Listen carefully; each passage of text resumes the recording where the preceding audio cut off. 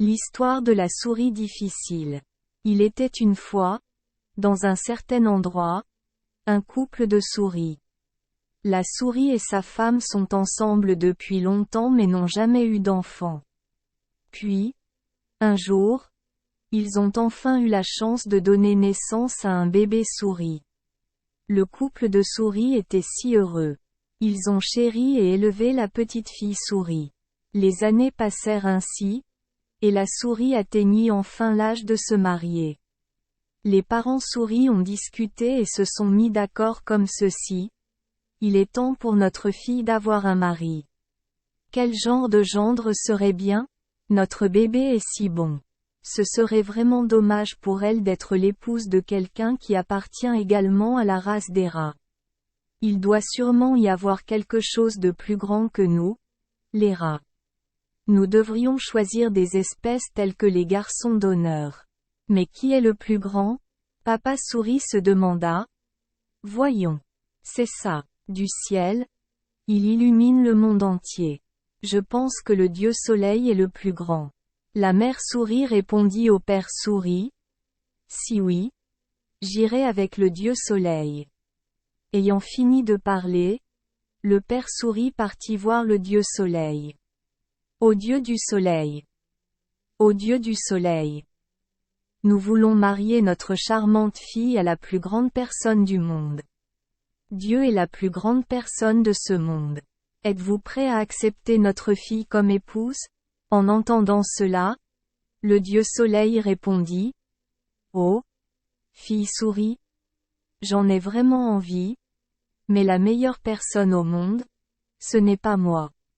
Il y a quelqu'un de plus grand que moi. Qui est cette personne? A demandé le père souris. C'est Cloud. Si des nuages apparaissent, peu importe la luminosité avec laquelle nous brillons, ils seront obscurcis. C'est pourquoi Cloud est plus grand que nous. Vraiment? Si c'est le cas, j'irai demander au dieu des nuages. Le père souris se dirigea vers le dieu des nuages et dit ceci. Dieu des nuages. Dieu des nuages. Nous voulons marier notre charmante fille à la plus grande personne du monde. La plus grande personne de ce monde est le dieu des nuages. Êtes-vous prêt à accepter notre fille comme épouse? En entendant cela, le dieu des nuages répondit. Oh! Une fille souris? J'en ai vraiment envie. Mais la meilleure personne au monde, ce n'est pas moi. Il y a quelqu'un de plus grand que moi. Qui est cette personne? Mon Seigneur? C'est le vent. Si le vent vient, nous serons emportés. C'est pourquoi le vent est plus grand que nous. Oh je vois. Si c'est le cas, j'irai faire un tour. Le père souris se dirigea vers le dieu du vent et dit. Ô dieu du vent! Ô dieu du vent! Nous voulons marier notre charmante fille à la plus grande personne du monde. La plus grande personne de ce monde est le dieu du vent. Êtes-vous prêt à accepter notre fille comme épouse? En entendant cela, le dieu du vent répondit. Est-ce vrai? Je le veux vraiment. Mais si Père Souris veut accepter la plus grande personne de ce monde comme gendre, cette personne n'est pas moi. Il y a quelqu'un de plus grand que moi. Dieu du vent? Qui est cette personne? C'est le mur. Si nous rencontrons un mur, quels que soient nos efforts, nous ne pouvons pas le franchir. C'est pourquoi le mur est bien plus grand que nous.